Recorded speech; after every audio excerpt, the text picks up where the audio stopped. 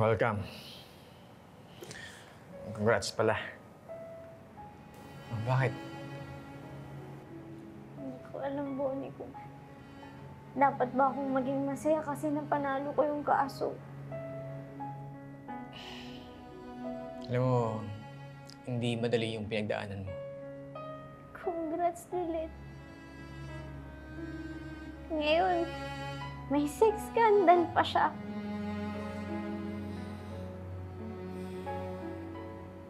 Pero congrats pa din. Kasi, ito naman yung gusto mong palabasin sa korte, di ba? Isa siyang babaeng pakawala. Malandi. At hindi ka respeto. Congrats kasi tama ka nga. Tama ka. Pero tama nga ba talaga ako? Tama ba yung ginawa ko na hinayaan kong mangyari yun sa sarili kong kapatid? Tapos ngayon, may nag-post pa ng sex video niya sa isang website.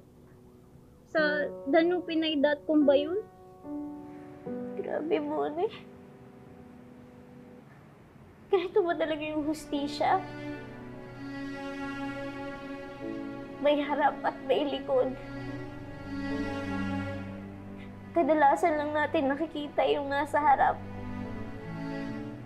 Hindi na natin napapansin kung gaano kadilim, kapait at kasakit yung nasa likuran.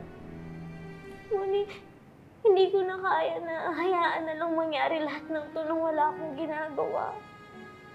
Lalo na sa kapatid ko. Basta, poprotektahan ko na siya.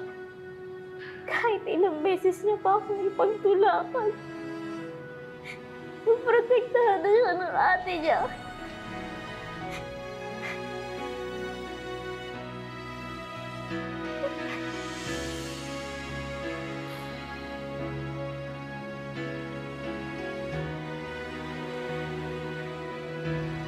Sige na. Okay lang kahit singahan mo pa yan. So, sa lahat-lahat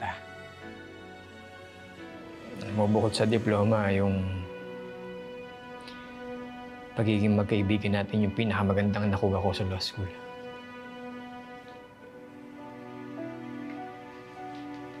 At masakit sa akin na ganito yung nangyari sa atin. Nagkasira tayo. Pero sana hindi pa huli ang lahat ulit.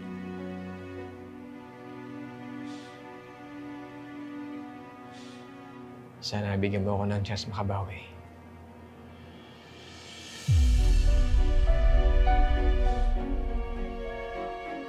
I knew it.